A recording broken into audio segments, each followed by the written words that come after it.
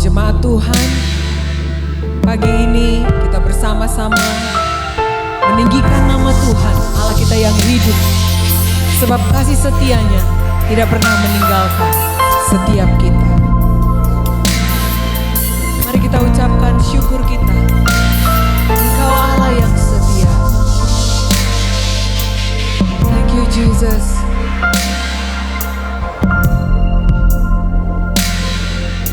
Katakan, tiada yang dapat pisahkan aku dengan kasih-Mu Tuhan.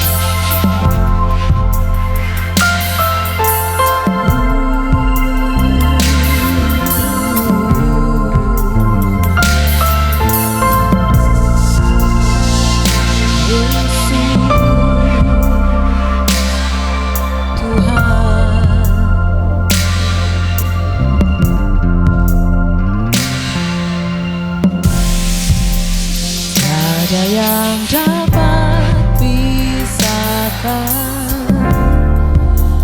ku dari terangnya kasih-Mu.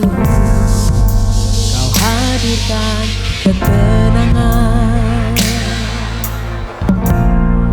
yang tak bisa dunia berikan. Forsake me. Engkau hadir di kehidupan kami Tuhan. Kau hadir di setiap langkah.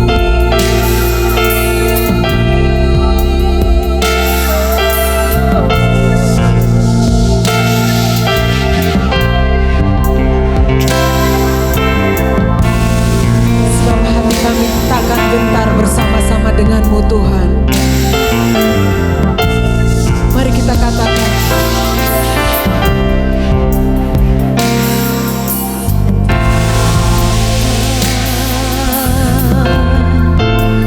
gentar hatiku akan melebihi kekuatan.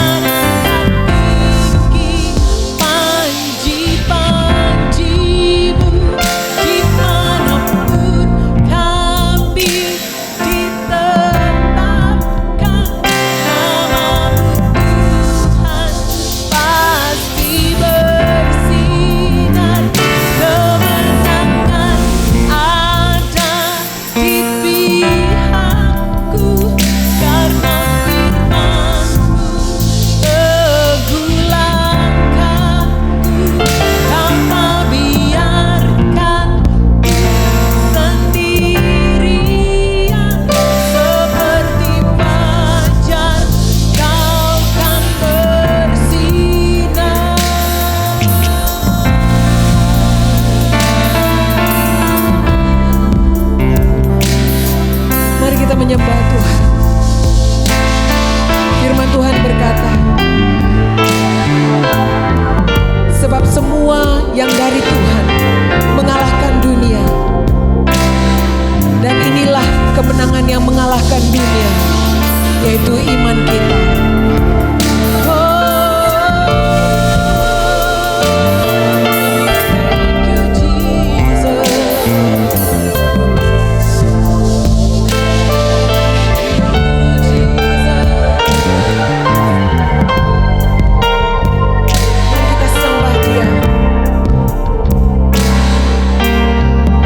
Katakan, kami kan bangkit, kami kan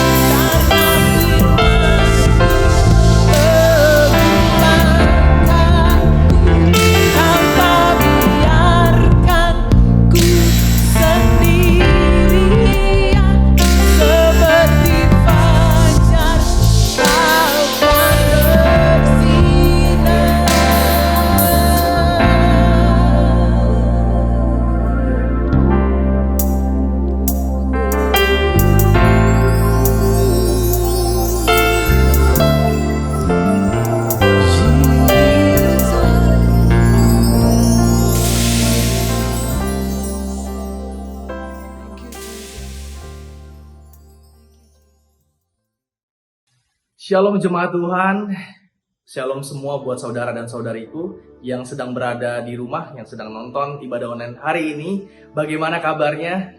Saya percaya dan saya terus berdoa bagi rekan-rekan semua, bagi jemaat Tuhan semua untuk tetap selalu sehat dan diberkati Tuhan. Kita percaya bahwa penjagaan dan penyertaan Tuhan sempurna bagi kita dan keluarga kita. Sebelum kita membacakan beberapa pengumuman, mari kita berdoa untuk beberapa prayer request yang sudah masuk. Mari kita berdoa. Tuhan, kami berdoa Tuhan untuk usaha makanan online. Tuhan, kami percaya pasti usaha makanan online-nya berkembang Tuhan, dan dia bisa buka restoran di daerah Bintaro. Kami juga berdoa Tuhan untuk kesembuhan dari penyakit pembengkakan kelenjar getah bening dan bronkitis. Kami percaya jemaat Tuhan sudah sembuh dan sudah sehat secara sempurna oleh bilur-bilurnya, dia telah sembuh. Kami juga berdoa Tuhan untuk kelulusan ujian sertifikasi manajerial. Kami percaya apapun yang jemaat Tuhan harapkan, hasil yang terbaik sudah dia dapatkan Tuhan. Apapun yang dikerjakan tangannya pasti berhasil. Kami juga berdoa untuk kesembuhan dari sakit kepala Tuhan di dalam nama Tuhan Yesus. Dia sudah terima kesembuhan, sakit kepalanya sudah sembuh, dia sudah sehat sempurna Tuhan. Kami juga berdoa untuk adanya pemulihan pada anggota keluarga Tuhan. Kami percaya Tuhan, anggota keluarga yang mengenal Tuhan, mengalami kasih Tuhan, sehingga mereka bisa ke gereja bareng-bareng Tuhan. Dan aku percaya Tuhan, lewat hidupnya mereka akan memberitakan kabar sukacita untuk banyak orang. Di dalam nama Yesus Kristus kami berdoa, haleluya, amin. Amin. Dan kita sangat bersuka cita sekali bahwa hari ini ada kesaksian yang luar biasa, ada praise report yang akan kita bisa saksikan. Kita percaya bahwa mujizat Tuhan masih terjadi pada masa-masa hari ini. So, mari kita lihat video klip yang satu ini. Halo Bapak Ibu, kami dari keluarga Lego. Saya mau berbagi, 2 tahun yang lalu saya berhenti dari pekerjaan saya karena kesalahan saya. Selama 5 bulan saya tidak bekerja. Namun beruntungnya saya diajarkan di GKKD Southers bahwa saya harus memperkatakan apa yang saya harapkan berdasarkan firman Tuhan. Ya, puji Tuhan, 5 bulan saya tidak bekerja. Saya mendapat pekerjaan baru di mana gajinya belum pernah saya terima sebelumnya. Dan puji Tuhan lagi, beberapa bulan kemudian di bulan April 2019 saya diangkat menjadi direktur IT di perusahaan saya. Okay. I used to think that Jesus loved us if we do good things, but now I know that Jesus will love us no matter what, even if we do sin. Come on guys, join our online church. On Sunday 10 a.m. on GKKD Southers YouTube channel. Mari beribadah bersama di online GKKD Southers setiap hari Minggu jam 10 pagi. Tuhan Yesus memberkati. Bye. Bye. Dan kita menyapa seluruh jemaat GKKD Southers di seluruh Indonesia yang berada di Jakarta atau di luar Jakarta, khususnya para pemurid di Bali. Halo semuanya, halo Bali, dan halo semua bagi setiap kita yang menonton ibadah online hari ini. Welcome home. Ibadah minggu kita tanggal 7 Juni jam 10 pagi akan diadakan kembali secara online. Yuk kita subscribe channel GKKD Southers dan juga kita klik tanda bel atau subscribe-nya agar kita dapat notifikasi. Dan bagi setiap jemaat Tuhan yang ingin memberikan persembahan atau perpuluhan bisa langsung mentransfer via BCA di 4790 795354 atas nama Agnestin BP, atau juga bisa memberikannya melalui OVO yang tertera pada layar kaca Anda. GKKD Southers memiliki program baru yaitu program Sharing for Caring, di mana program ini adalah program yang bertujuan untuk berbagi kepada sesama yang membutuhkan. Jemaat GKKD Southers akan bersama-sama berpuasa dari jam 6 sore hari Selasa sampai jam 6 sore hari Rabu, di mana uang makan yang kita bisa sisihkan dan kumpulkan cara kita berpuasa akan kita transfer ke nomor rekening BCA atas nama Agnestin BP di 0352 77757. Dan bagi setiap jemaat Tuhan yang mempunyai pergumulan atau kesaksian, bisa langsung mengirimkannya melalui direct message di Instagram GKKD Southers atau di YouTube GKKD Southers. Kita percaya bahwa kesaksian saudara pasti meneguhkan kita semua.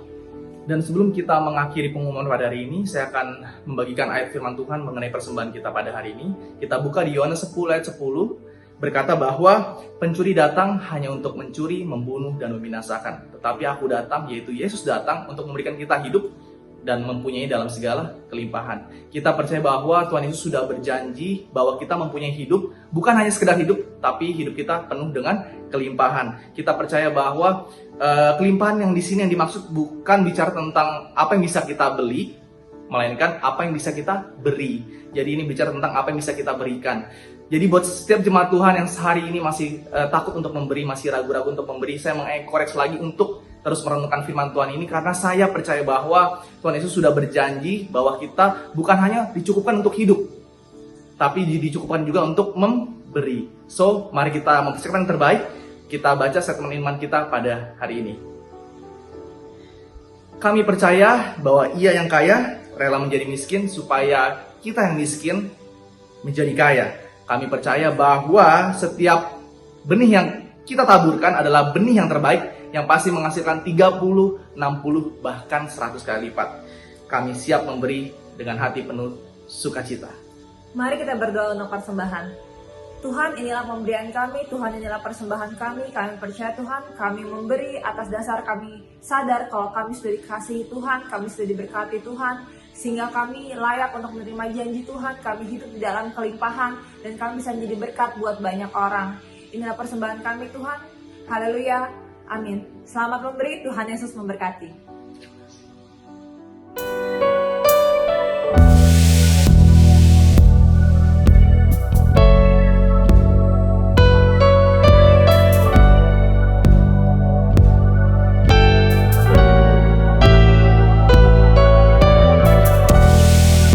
Bapak Ibu, Saudara yang kekasih di dalam nama Tuhan, kita siapkan hati kita mendengarkan kebenaran firman Tuhan.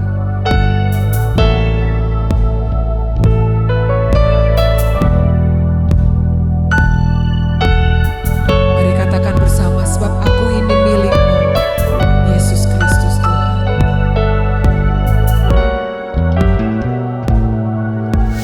Tuhan,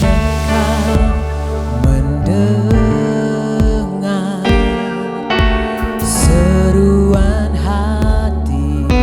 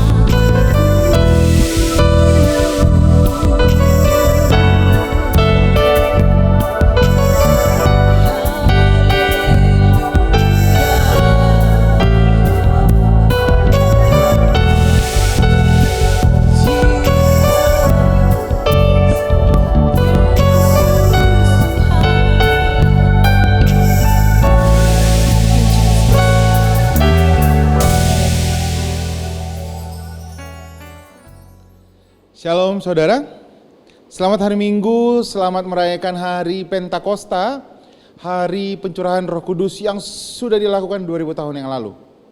Kita akan sama-sama belajar kebenaran firman Tuhan, kita akan belajar tentang Roh Kudus, tapi sebelum belajar, kita akan berdoa bersama-sama. Mari kita menutup mata kita.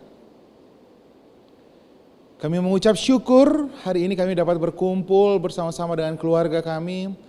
Kami berkumpul dengan seluruh jemaat merayakan kebesaran Tuhan, merayakan turunnya Roh Kudus 2000 tahun yang lalu. Kami mengucap syukur ketika Roh Kudus diberikan, kami mendapatkan penolong yang menyertai kami, yang tidak pernah meninggalkan kami. Itu yang membuat kami dapat mengenal Tuhan lebih dalam lagi. Karena Roh Kudus yang tinggal di dalam kami menolong kami, membawa kami melihat betapa baiknya Tuhan di dalam hidup kami. Terima kasih Bapa. Kami mengucap syukur. Biar kebenaran firman Tuhan berbicara kepada setiap hati. Di dalam nama-Mu kami berdoa. Amin. Amin. Shalom saudara. Kembali saya mengucapkan lagi selamat hari Pentakosta bagi semua kita. Boleh katakan kanan kirinya, selamat hari Pentakosta, selamat hari Pentakosta. Kalau ada yang bingung, nanya ke sebelahnya, emang ada apa sih Pentakosta? Pentakosta adalah hari ke-50 setelah Tuhan Yesus naik ke surga, yaitu Roh Kudus dicurahkan. Selama sebulan kita belajar tentang Roh Kudus, selama sebulan kita belajar mengenal siapa itu Roh Kudus. Bapak Ibu, kita akan melihat kebenaran firman Tuhan ini, rekan-rekan youth, rekan-rekan mahasiswa, rekan-rekan yang ada di luar kota, dimanapun Anda berada, kita akan belajar firman Tuhan ini. Siapkan buku Anda, mari kita lihat kebenarannya. Judulnya adalah intimacy, keintiman. Seringkali orang mengartikan kata intim ini dengan banyak interpretasi. Mari kita belajar bahwa Roh Kuduslah yang membawa saudara dapat intim kepada Bapa di surga. Sebelum ada Roh Kudus, tidak ada keintiman, saudara. Sebelum ada Roh Kudus, pada zaman hukum Taurat, kita tuh tidak mengenal Tuhan, kita tuh tidak berhubungan di dalam keintiman. Di zaman hukum Taurat, kita berhubungan berdasarkan ketaatan. Benar? Sejak ada hukum Taurat, hubungan tidak lagi dilakukan, keintiman tidak lagi dilakukan, tetapi semua orang dinilai berdasarkan ketaatannya. Ulangan 28 berkata, kalau kamu taat melakukan perintah ini maka kamu akan diberkati. Itu sebabnya juga digambarkan bahwa hukum Taurat membuat kita menjadi hamba. Tetapi oleh Roh Kudus, kita sama-sama belajar, Roma 8, dikatakan firman Tuhan, Roma 8 ayat 15, ketika Roh Kudus turun, Dia memindahkan kita dari hamba menjadi anak, sehingga kita layak memanggil Bapa sebagai Aba. Amin. Nah, jadi ketika Roh Kudus tinggal di dalam kita, hubungan kita kepada Tuhan bukan lagi anak, bukan lagi hamba kepada Bapa, tetapi anak kepada Bapanya. Saat itu kita tidak lagi dinilai berdasarkan ketaatan, tetapi kita dinilai hanya karena iman kita. Nah, jadi kalau kita mau belajar tentang keintiman, kamu akan belajar tentang Roh Kudus. Minggu lalu juga kita belajar, 2 minggu lalu kita belajar, Roh Kudus itu disebutnya penolong. Kata yang sama yang diucapkan kepada para wanita. Dalam bahasa Ibrani disebutnya adalah ezer, akar katanya adalah azar. Kata itu adalah pendamping. Lebih tepatnya dikatakan pendamping, penolong di saat kesusahan. Jadi Roh Kudus adalah pendamping, penolong, pensupport ketika kamu sedang ada dalam kesusahan. Kita juga belajar Roh Kudus itu di dalam Yohanes dikatakan, Yohanes 14 ayat 15 ayat 16 dikatakan, aku akan memberikan seorang penolong kepada kamu dan ia akan menyertai kamu selama-lamanya. Kita jadi mengerti bahwa penolong itu tidak akan pernah meninggalkan kamu sampai kapan? Selama-lamanya. Nah, itu kata yang sama tentang seorang penolong wanita. Makanya dari sini kita mengerti tidak ada perceraian di dalam kekristenan. Karena apa? Karena penolong selalu menyertai sampai selama-lamanya. Lalu dikatakan Roh Kudus itu akan diam di dalam engkau. Benar? Dia akan menyertai engkau selama-lamanya. Dia akan diam di dalam engkau. Dan dia akan selalu bersama-sama dengan engkau. Wah. Lihat, itu penolong saudara. Dari situ kita belajar tentang keintiman. Penolong di dalam kesusahan saudara. Mari kita lihat saudara. Beberapa orang punya interpretasi yang salah tentang Tuhan, tentang Roh Kudus tepatnya. Mereka berkata Roh Kudus itu kalau datang dia menghakimi orang.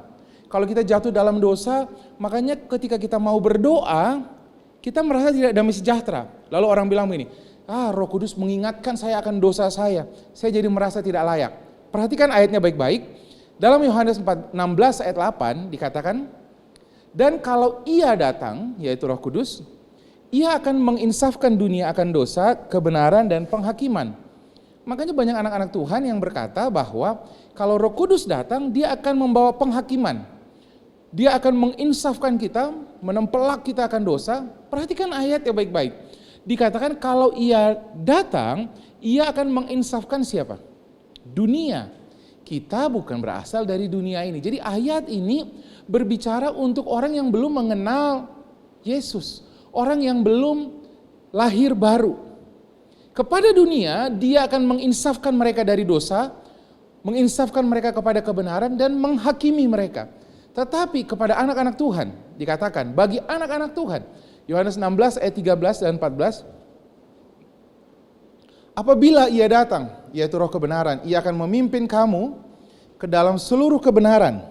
Perhatikan yang merah, ia akan memimpin kamu. Sebab ia tidak akan berkata-kata dari dirinya sendiri, tetapi segala sesuatu yang didengarnya itulah yang akan dikatakannya. Dan ia akan memberitakan kepadamu hal-hal yang akan datang. Ia akan memuliakan aku, sebab ia akan memberitakan kepadamu apa yang diterimanya daripadaku.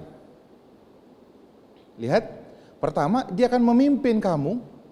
Nggak ada sama sekali di situ dikatakan mendakwa kamu.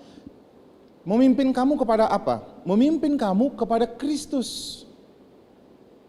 Jadi kalau kamu sedang sakit, maka Roh Kudus akan memimpin kamu menunjukkan bahwa, hey, sakitmu sudah ditanggung Kristus loh di kayu salib. Kalau kamu merasa tidak layak, maka Roh Kudus akan mengingatkan kamu bahwa segala dosamu telah disucikan oleh penebusan Kristus di kayu salib. 1 Yohanes. Kamu akan mengerti Roh Kudus selalu membawa kamu, memimpin kamu, menuntun kamu, menolong kamu melihat kepada karya Kristus di kayu salib. Itu sebabnya dia tidak pernah menghakimi anak-anak Tuhan. Tetapi dia mengajarkan kamu, dia menolong kamu. Kalau kita mau melihat seperti apa sih sifatnya Roh Kudus. Roh Kudus yang sama itu ada pada Yesus. Benar enggak saudara? Roh Kudus yang sama yang ada pada kita itu adalah Roh Kudus yang sama yang ada pada Yesus. Jadi kalau kamu mau melihat apa sih sifatnya Roh Kudus?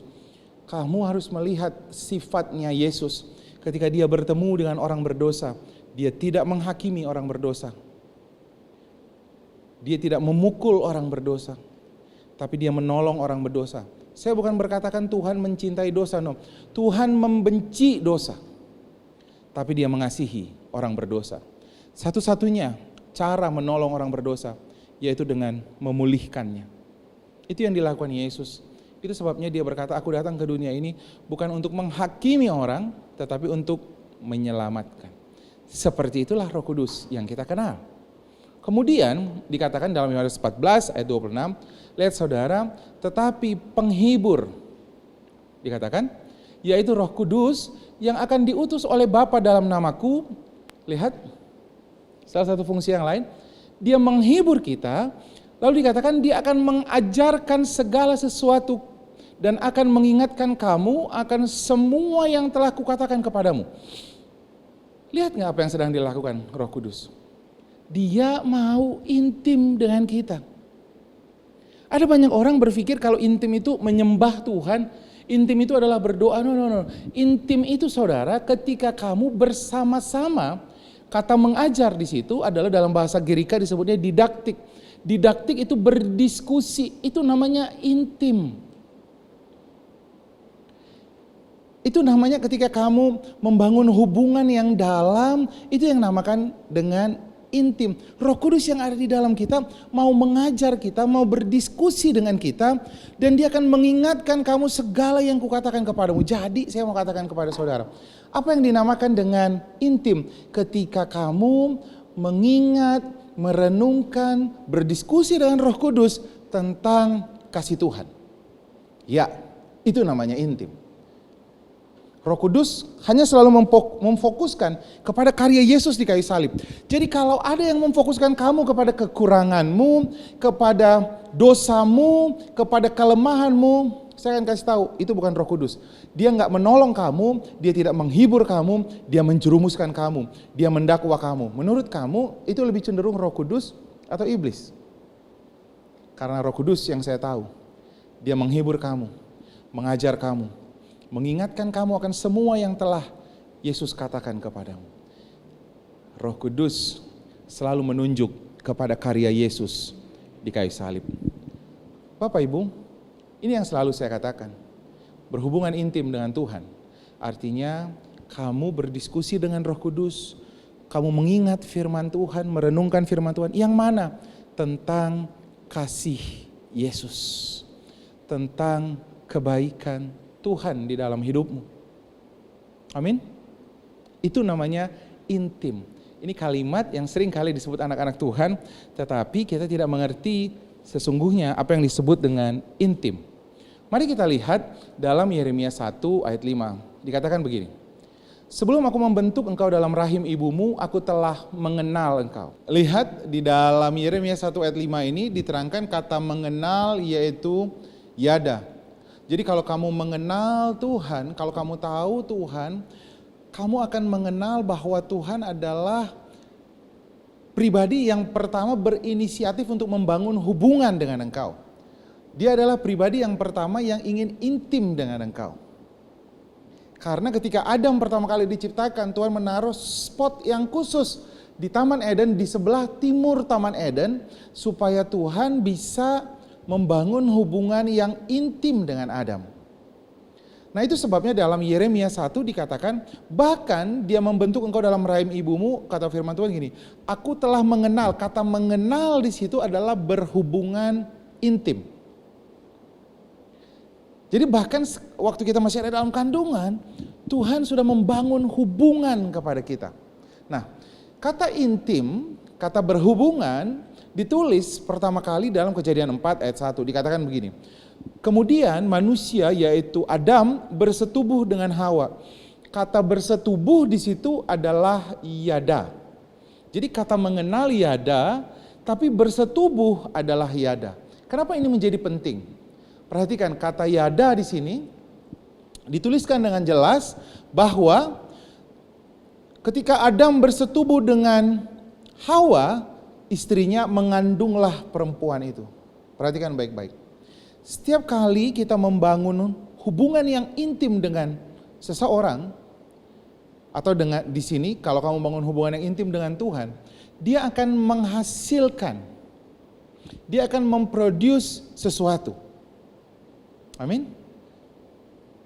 Jadi kalau kamu membangun hubungan intim dengan Tuhan, maka akan lahirlah buah, dikatakan firman Tuhan.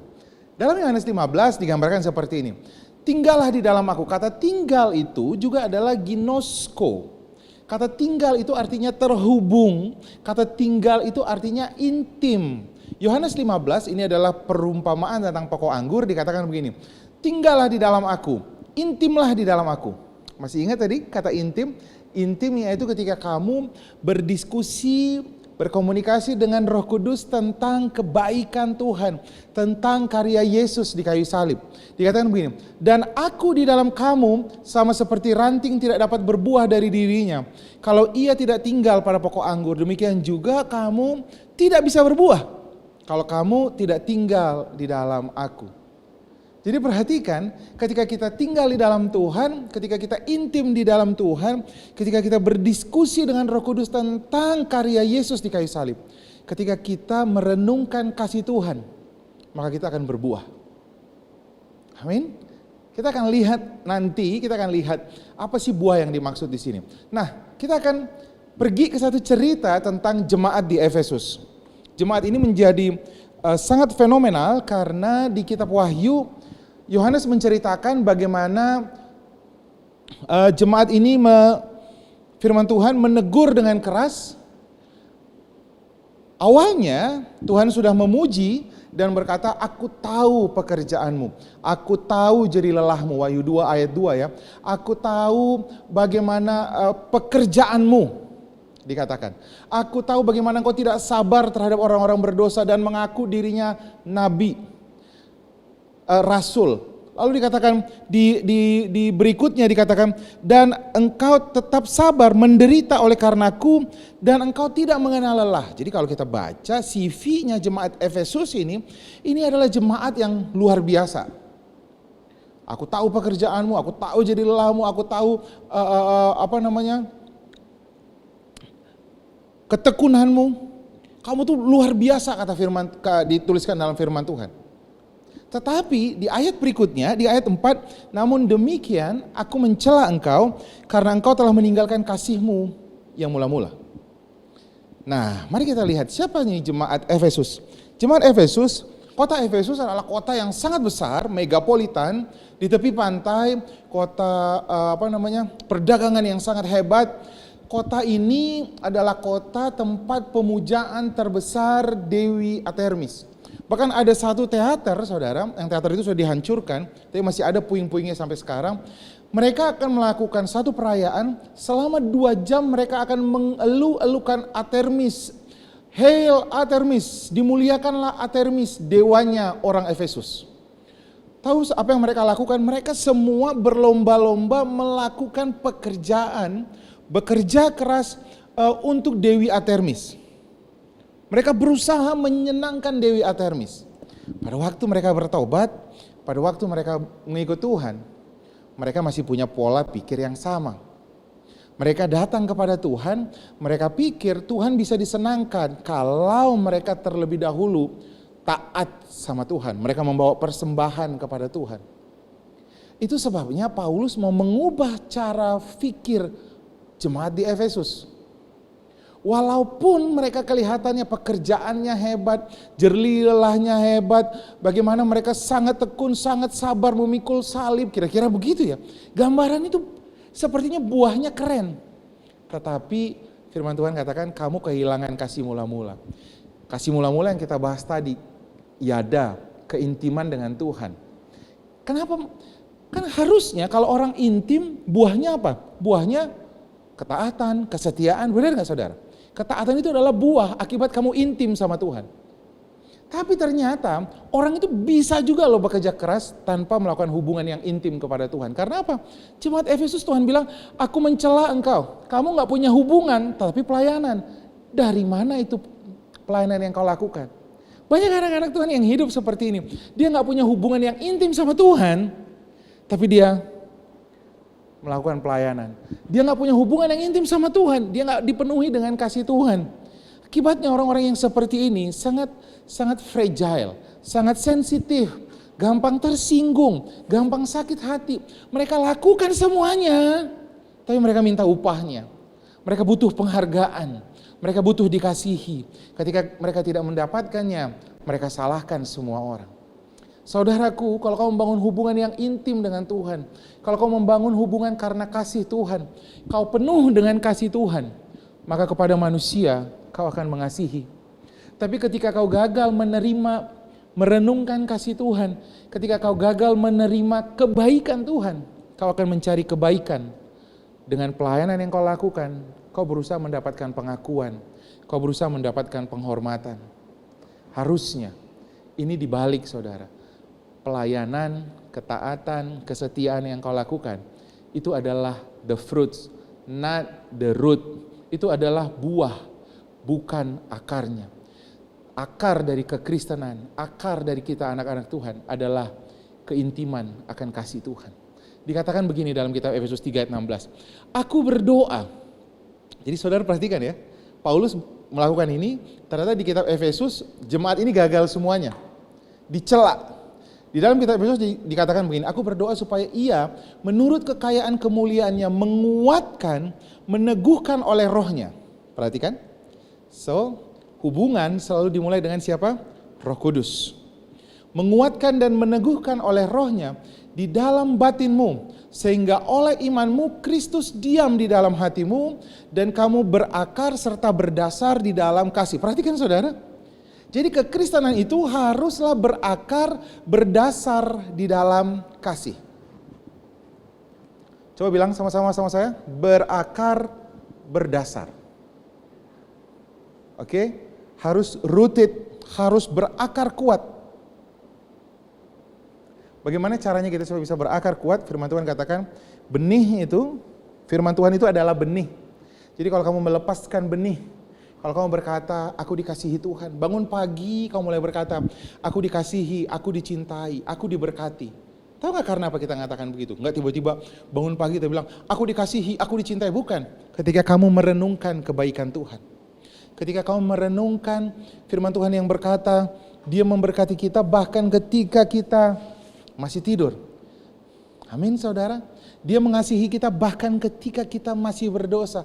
Ketika kita mengingat dalam saat teduh kita, ketika kita mengingat kebaikan Tuhan, lalu kita ngomong begini, aku dikasihi Tuhan. Lihat saudara, setiap benih yang kita ucapkan, setiap firman yang kita ucapkan itu adalah benih, lalu dia akan berakar. Lalu dikatakan firman Tuhan, kamu berakar serta berdasar di dalam kasih. Bukan kasihmu kepada manusia, tetapi kasih di situ adalah agape kepada Tuhan. Jadi saya kuat diteguhkan oleh Roh Kudus, berakar serta berdasar di dalam kasih Tuhan. Itu artinya. Lalu dikatakan ayat 17-18, sehingga oleh imanmu Kristus diam di dalam hatimu, kamu berakar serta berdasar di dalam kasih. Aku berdoa supaya kamu bersama-sama dengan semua orang kudus dapat memahami. Ini penting banget. Betapa lebarnya, panjang, tinggi dan dalamnya kasih Kristus. Berapa kali setiap kali kita bertemu dengan orang lalu kita berkata bahwa Tuhan Yesus mengasihi engkau. Tapi saya orang berdosa. Iya, bahkan Tuhan mengasihi engkau ketika engkau masih hidup dalam dosa. Roma 5 ayat 8. Tapi aku sudah jatuh berulang-ulang. Jangan-jangan Tuhan menegur aku. Tidakkah kau lihat Roma 2 ayat 4, kebaikan dan kemurahan Tuhan itulah yang menuntun engkau kepada pertobatan. Jangan-jangan Tuhan menghakimi aku. No, Tuhan tidak datang untuk menghakimi orang berdosa. Dia datang untuk menyelamatkan. Yohanes 3 ayat 17. Lihat saudara. Banyak orang yang berkata, kayaknya masa sih kita dikasihi Tuhan? Kayaknya ini firman Tuhannya terlalu muluk-muluk. Makanya dikatakan firman Tuhan, betapa lebarnya, betapa panjangnya, betapa tinggi dan dalamnya kasih Kristus. Gak bisa diukur dengan pikiranmu. Itu sebabnya Injil itu dikatakan, Eugelion dalam bahasa aslinya dikatakan apa? Too good to be true. Tuhan mengasihi saya orang berdosa ini. Ya, itu yang dilakukan orang yang lumpuh. Yang 38 tahun dia menyembah kepada dewa di kolam Bethesda. Dia menyembah kepada dewa pagan. Masih ingat saudara cerita itu? Dia menyembah setiap hari, dia berdoa, dia berharap supaya ketika airnya bergejolak lalu ada orang yang mendorong dia lalu masuk ke sana, dia sedang menyembah kepada dewa pagan, saudara. Itu bukan kolam Bethesda, bukanlah kolam orang Kristen. Bukan tempat anak Tuhan, kira-kira begitu. Bukan tempat anak Tuhan nongkrong. Bukan, itu bukan kayak Jars of Clay, bukan JOC lantai 3, bukan. Ini tempat pemujaan setan, kira-kira lah begitu. Dan orang ini setiap hari nongkrong di situ. Ya namanya juga pemujaan setan kan, pasti tidak sambil nyanyikan lagu-lagunya Souters, pasti sedang nyanyi lagu-lagunya patah hati, kecewa, ditinggal, ada yang ditelikung berulang-ulang. Ada saudara, ya orang seperti ini, tapi ketika dia bertemu dengan Tuhan, dia ketemu dengan Tuhan, lalu Tuhan bilang, apa yang mau aku perbuat kepada engkau? Kasihanilah aku. Lalu firman Tuhan katakan, bangkitlah, berjalanlah. Saat itu juga dia berjalan. Kita bilang apa saudara? This is too good to be true. 38 tahun dia menyembah berhala. Hari itu dia percaya, hari itu dia diselamatkan. Kepada penjahat yang di sebelah Tuhan Yesus. Orang bilang, penjahat itu di sebelah kiri atau di sebelah kanan? Tergantung angle. Kalau angle kameranya dari depan, ya dia di sebelah mana gitu. Kalau angle-nya dari belakang, pasti dari sebelah mana, benar nggak saudara?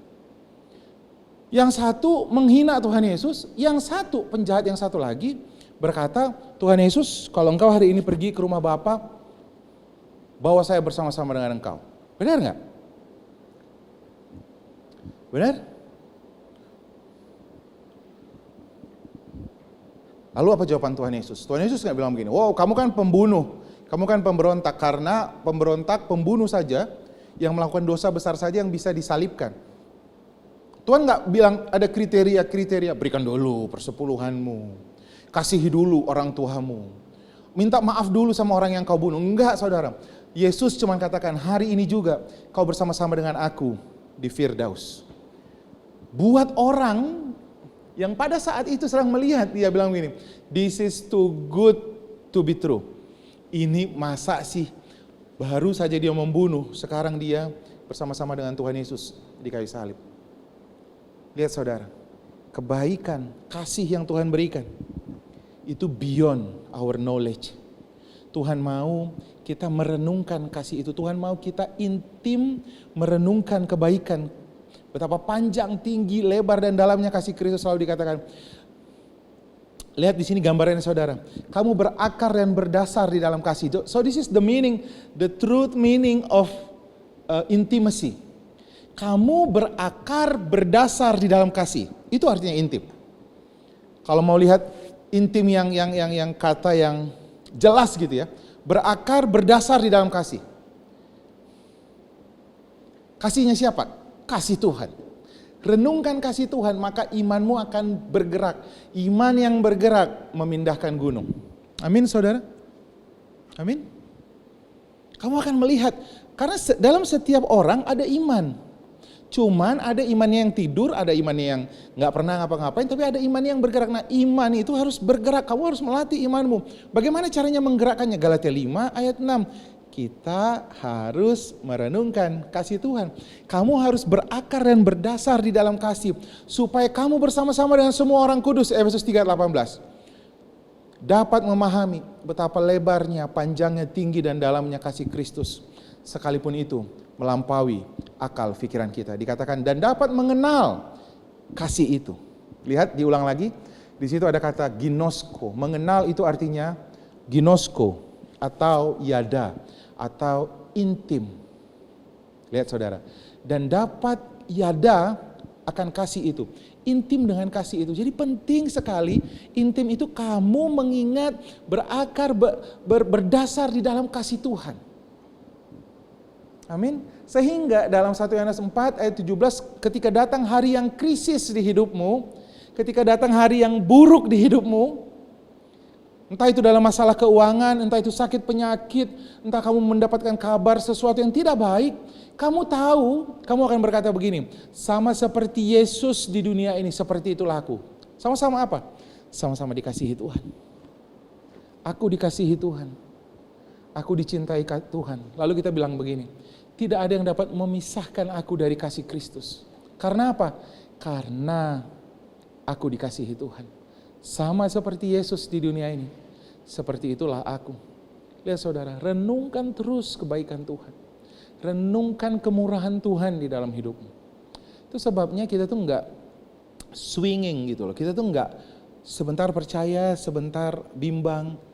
Ketika kamu sedang diam, renungkan kasih Tuhan. Renungkan kebaikan Tuhan. Dikatakan, aku berdoa supaya kamu dapat dipenuhi dalam seluruh kepenuhan Allah. Bagi Dialah yang dapat melakukan jauh lebih banyak daripada apa yang dapat kita doakan. Seperti yang dapat kita doakan atau pikirkan, seperti yang ternyata dari kuasa yang bekerja di dalam kita. Tadi saya sudah gambarkan saudara, kalau kita melakukan hubungan yang intim, it will produce something. Sama seperti tadi Adam intim dengan istrinya, lahirlah siapa? Kain. Nah begini dia, kalau kita intim dengan Bapa, kita merenungkan kasih Tuhan, it will produce two things. Yang pertama adalah kasih. Galatia 5 ayat 22. Kamu akan berbuah. Kenapa ranting bisa berbuah? Ketika ranting itu intim sama pokok anggur, benar ya? Kamu kan nggak bisa ngambil ranting, lalu kamu doain, kasih minyak urapan, lalu bilang begini, berbuah, puah disembur, nggak bisa. Benar ya? Sama dengan teman hidup orang, kamu lihat fotonya, lalu kamu bilang, punya saya, puah disembur, nggak akan jadi punya kamu. Nggak akan jadi, benar nggak? Dia akan jadi sama kamu kalau kamu intim sama dia. Tapi ini juga buat rekan-rekan yang nggak jamin juga, namanya juga ada proses ditelikung. Sudah intim ditelikung. Tapi saya mau kasih gambaran sama rekan-rekan. Kalau kita intim sama Tuhan, yang pertama kali keluar dari kita adalah kasih. Karena sama seperti Yesus mengasihi, seperti itulah kita hidup di dunia ini. Kita mengasihi sama semua orang. Benar saudara? Jadi kalau kamu gagal mengasihi orang, gagal memaafkan, gagal sabar, gagal mengampuni. Kalau gagal itu apa? Ya kecewa, benar nggak? Jadi orang kecewa itu adalah orang gagal. Tahu nggak masalahnya di mana? Karena kamu gagal intim. Nangkap nggak? Jadi masalahmu, Yohanes 15 ayat 4 kata firman Tuhan, kalau saya tidak salah ya, nanti bisa dilihat. Yohanes 15 ayat 4 firman Tuhan katakan, firman itu akan membersihkan engkau. Dari apa? Dari yang buruk. Jadi ketika engkau datang sama Tuhan, kamu intim sama Tuhan yang tadinya sakit hati sama orang lain, kecewa sama orang lain.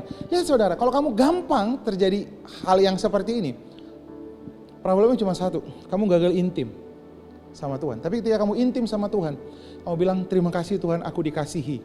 And then kepada manusia, kamu cuma ngapain? Cuman mengasihi mereka. Nyebelin? Iya. Nyebelin semuanya? Iya. Kembali ke yang tadi, yang ditelikung tadi. Sudah ditelikung? Iya. Sakit sih Tuhan, tetapi kamu akan lihat, Tuhan akan bilang begini, berapa kali kamu menelikung aku? Ketika kita membangun kasih dengan Tuhan, ketika kita membangun hubungan dengan Tuhan, buahnya adalah apa saudara? Buah roh.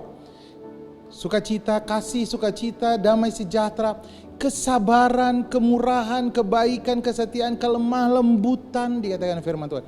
So itu adalah buah. Jadi kalau kamu nggak bisa berbuah, jangan masalahkan buahnya. Kalau kamu punya pohon mangga, kalau kamu kan nggak bilang, pohon mangga ini jelek banget, asam banget.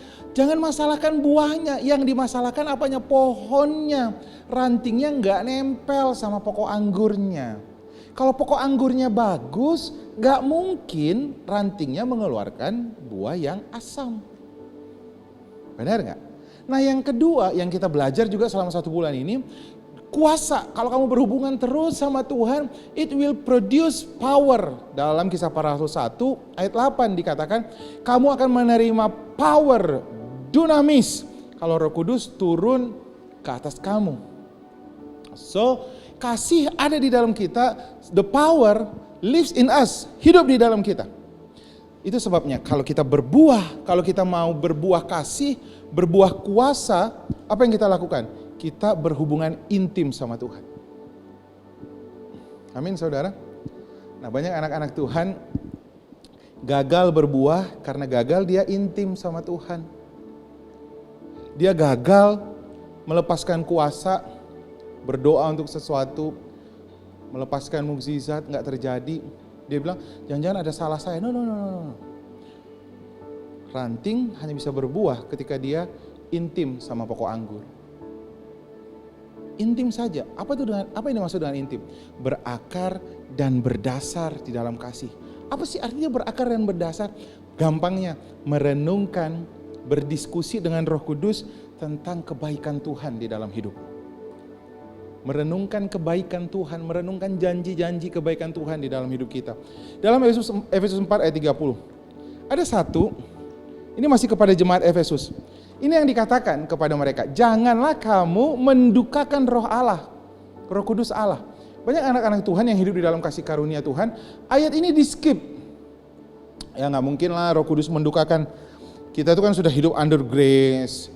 Firman Tuhan katakan dosa kita sudah diampuni. No, lihat. Ini ngomong sama anak Tuhan loh. Dikatakan begini, janganlah kamu mendukakan roh Allah, Roh Kudus Allah, yang telah memateraikan kamu menjelang hari penyelamatan. Jadi ngerti nggak apa yang sedang terjadi di kitab Wahyu ketika ketika dituliskan, aku mencela engkau karena kamu kehilangan kasih mula-mulamu. Nangkap? Ternyata orang-orang di Efesus ini, Efesus 4 ayat 30, sudah di warning pertama, mereka jangan menduakan Roh Kudus. Karena apa? Lihat saudara, mereka ini, nah ini tipikal orang pelayanan, nggak punya hubungan sama Tuhan. Kenapa dibilang mendukakan Roh Kudus? Kenapa Roh Kudus berduka? Mereka penuh dengan ini.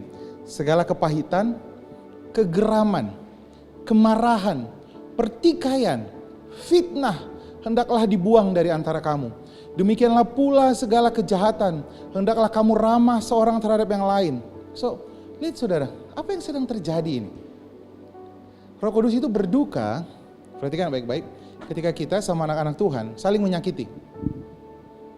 Oke?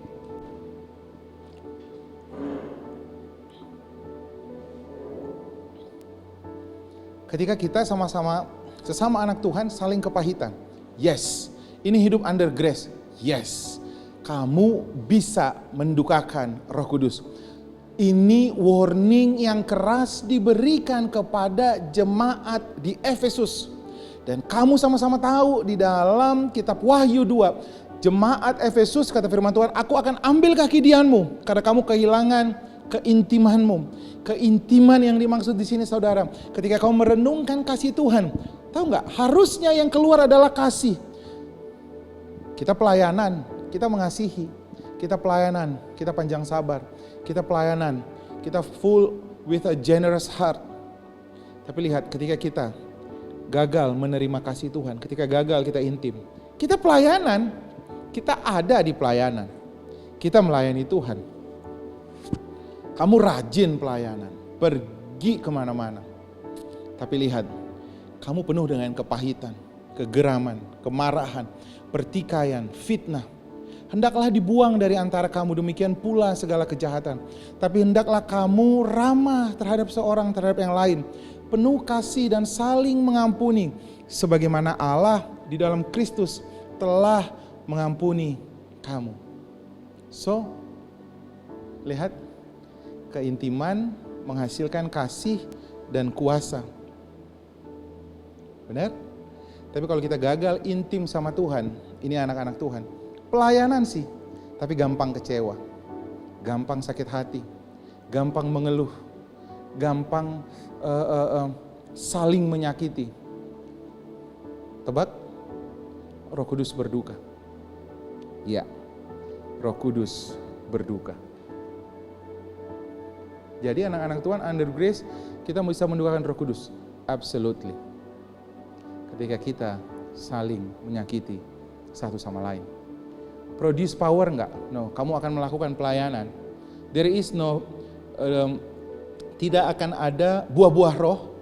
There is no power, enggak akan ada kuasa. Kamu susah melihat kuasa. Karena apa? Kamu enggak intim. Jadi pelayanan yang kamu lakukan ngapain? Seperti tadi jemaat Efesus tadi. Pokoknya kerja keras, tekun aja. Pokoknya dia lakukan dengan kerja keras semuanya. Tapi senggol dikit, bacok. Senggol dikit, kecewa. Colek dikit, sakit hati. Kamu kehilangan kasih mula-mula. So, saya mau kasih tahu. Pencurahan Roh Kudus. Roh Kudus dalam 1 Yohanes 1 ayat 7 dikatakan, kamu dan saya, kita sudah hidup Roh Kudus di dalam kita. Kita sudah hidup di dalam Roh Kudus. Ada di dalam kita. Kamu gak usah berdoa lagi meminta Roh Kudus dicurahkan. Sudah dicurahkan 2000 tahun yang lalu. Dia hidup di dalam kita anak-anak Tuhan. Kalau kamu belum menerima Roh Kudus, kalau kamu belum lahir baru, ini saatnya kamu berdoa untuk menerima Tuhan Yesus. Pada saat kau menerima Tuhan Yesus, kau menerima Roh Kudus. Roh Kudus tinggal di dalam engkau. Benar? Tapi ketika engkau sudah menerima Roh Kudus, tetaplah intim dengan Roh Kudus. Dia adalah Ezer dikatakan, penolong. Atau dalam bahasa Yunani bilang parakletos, penolong. Penolong dalam masa kesusahan. Ngapain? Dia akan berdiskusi. Makanya perempuan itu selalu digambarkan sama dengan Roh Kudus. Dia dibilang Ezer kenegdo. Roh Kudus juga dikatakan Ezer, parakletos, penolong. Ngapain? Perempuan, kalau kita sedang in trouble laki-laki, terus ngapain? Dia akan berdiskusi. Itu yang kita lakukan dengan Roh Kudus. Mari saudara, saya meneguhkan buat setiap kita, supaya kita hidup intim dengan Tuhan. Apa itu intim dengan Tuhan? Berakar dan berdasar di dalam kasih Yesus. Apa sih? Masih susah ngertinya? Paling gampangnya, merenungkan kebaikan Tuhan. Ngomong sama Roh Kudus. Roh Kudus itu kan ngajar kamu. Dia akan mengajar kita. Yesus sudah melakukan di kayu salib. Kalau kamu sakit, Dia sudah melakukannya 2000 tahun yang lalu. Saudara, saya encourage buat setiap kita. Selalu ingat 2 ayat. Selalu ingat 2 ayat tentang jaminan Tuhan, kesembuhan. Ingat 2 ayat. Di mana?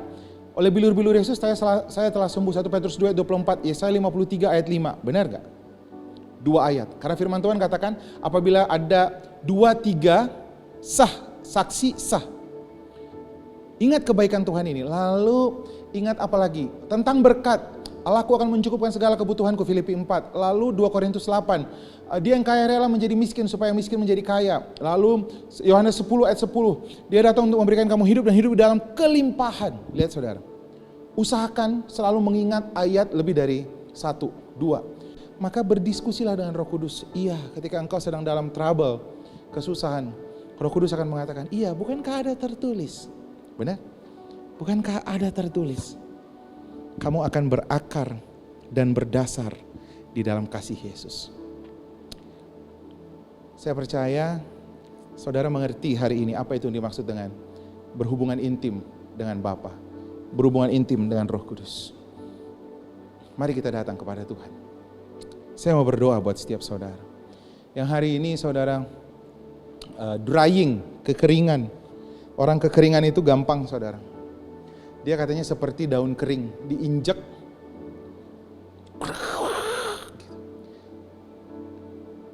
Seperti putri malu.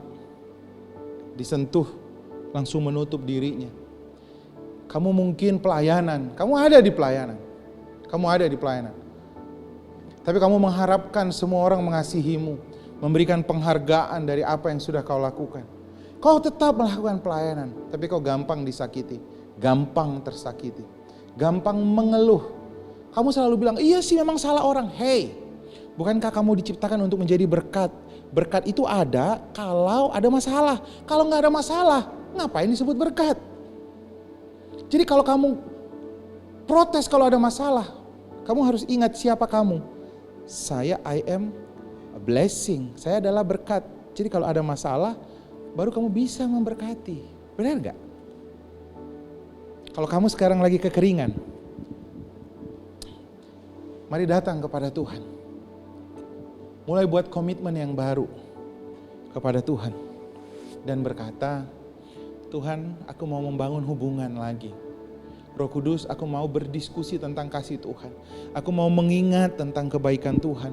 Aku mau merenungkan tentang kasih setia Tuhan di dalam hidupku yang tidak ada habis-habisnya.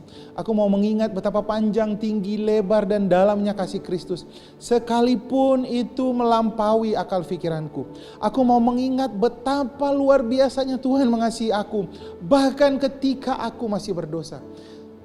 Renungkanlah kebaikan Tuhan ini. Maka hatimu akan dipenuhi dengan damai sejahtera. Aku berdoa, kami membuat komitmen-komitmen baru kepada setiap anak-anak Tuhan. Kami tidak menuntut orang lain, tapi kami memberkati orang lain. Kami tidak datang dengan kekecewaan, tapi kami datang untuk saling memberikan kasih kepada orang lain. Terima kasih Bapa. Kami mau terus bertumbuh di dalam Tuhan. Kami tidak mau seperti jemaat di Efesus melakukan pelayanan, tetapi kehilangan kasih mula-mula. Mereka tekun dalam pekerjaannya, mereka tekun dalam jerih lelahnya, tetapi tidak ada buah. Mereka saling menyakiti, mereka saling tersinggung, mereka saling mengambil, mereka saling iri hati. Tapi kami mau hidup di dalam kasih mula-mula kami. Terima kasih Bapa.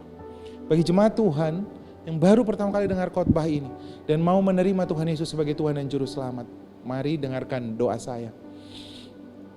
Ikuti doa saya. Mari bangkit berdiri, pegang dadamu, lalu mengundang Tuhan Yesus. Ikuti doa saya. Tuhan Yesus, Aku percaya 2000 tahun yang lalu Kau telah mati untuk menebus dosaku. Aku mengundang Engkau masuk ke dalam hatiku sebagai Tuhan dan Raja. Aku percaya 2000 tahun yang lalu Kau telah mati menebus dosaku dan telah mencurahkan Roh Kudus supaya aku layak menjadi anak. Aku percaya ketika nanti aku mati, aku akan masuk ke dalam kerajaan surga. Tapi ketika aku masih hidup, aku juga menerima kebaikan Tuhan. Terima kasih Bapa.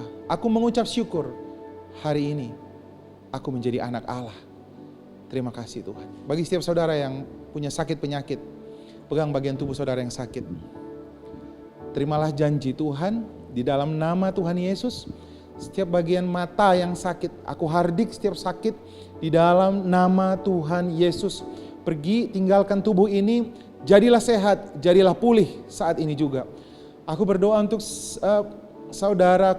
saudariku yang sakit pinggangnya. Di dalam nama Tuhan Yesus, aku menghardik setiap sakit pinggang, menghardik setiap sakit penyakit ini di dalam nama Tuhan Yesus. Jadilah sehat, jadilah pulih. Aku juga berdoa untuk setiap saudara-saudaraku, untuk yang berharap terhadap finansialnya. Dengarkan saya baik-baik, Allah yang mencukupkan engkau menurut kekayaannya. Langit, surga tidak pernah bangkrut, kau layak untuk menerima berkat dari surga. Renungkan kasih Tuhan, renungkan kebaikan Tuhan, renungkan janji Tuhan. Hiduplah di dalam janji Tuhan, hiduplah dalam keintiman dengan Tuhan.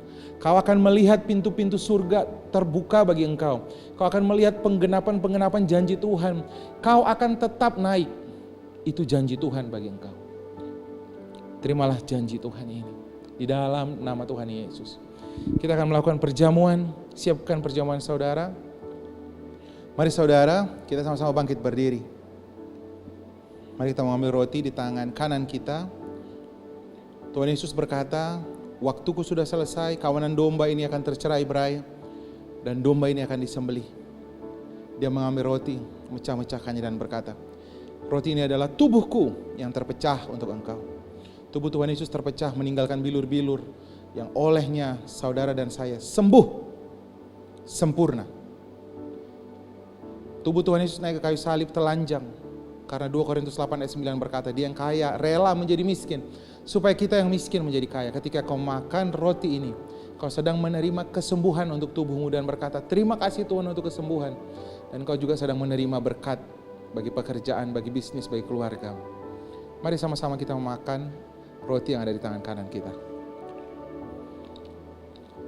Kasih Tuhan Yesus.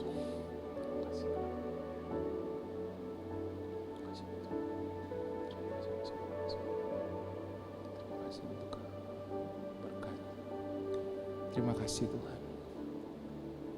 Lalu Tuhan Yesus mengambil cawan yang berisi anggur dan dia berkata, cawan ini adalah perjanjian yang baru. Menggantikan perjanjian yang lama yang mencari-cari dosamu dan menghukum engkau sampai keturunan ketiga dan keempat. Tapi perjanjian yang baru ini tidak lagi mengingat-ingat dosa dan pelanggaranmu. Kau layak untuk hidup kudus, layak untuk hidup suci. Bukan karena perbuatanmu, tapi karena darah Yesus telah menguduskan dan mensucikan engkau. Mari sama-sama kita meminum anggur yang ada di tangan kanan kita.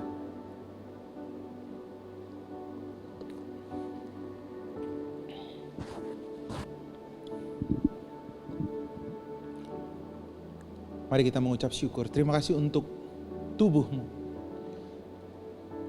Terima kasih untuk kesembuhan yang sempurna untuk anggota tubuh kami. Terima kasih Tuhan, kami sehat sempurna. Terima kasih Bapa, tidak ada sakit penyakit yang dapat bertahan. Karena 2000 tahun yang lalu kau sudah bayar semuanya di kayu salib. Terima kasih Tuhan, kau melimpahkan kami dengan berkat. Supaya kami hidup di bumi ini sama seperti di surga.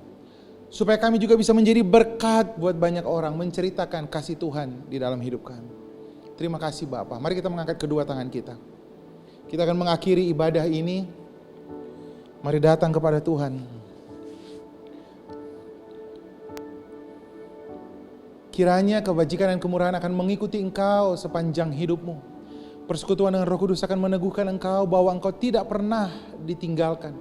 Mata Tuhan tertuju kepadamu bukan untuk mencari dosa dan pelanggaranmu, tapi untuk melimpahkan engkau dengan kasih dan rahmat-Nya, bahkan ketika engkau sedang tidur. Diberkatilah pernikahanmu, diberkatilah keluargamu, diberkatilah hasil tanganmu, diberkatilah usahamu, pekerjaanmu, dimanapun engkau berada. Diberkatilah studimu, pendidikanmu. Kita akan tetap naik dan bukan turun, menjadi kepala dan bukan menjadi ekor. Supaya setiap perbuatan baik kita, orang dapat melihat Kristus dan mempermuliakan Bapa di surga. Setiap yang percaya bersama-sama dengan saya mengatakan, amin, amin, amin. Selamat hari Minggu, selamat hari raya Pentakosta. Roh Kudus sudah dicurahkan, hidup di dalam kamu, dan Dia mau intim dengan engkau. Tuhan Yesus memberkati kita semua.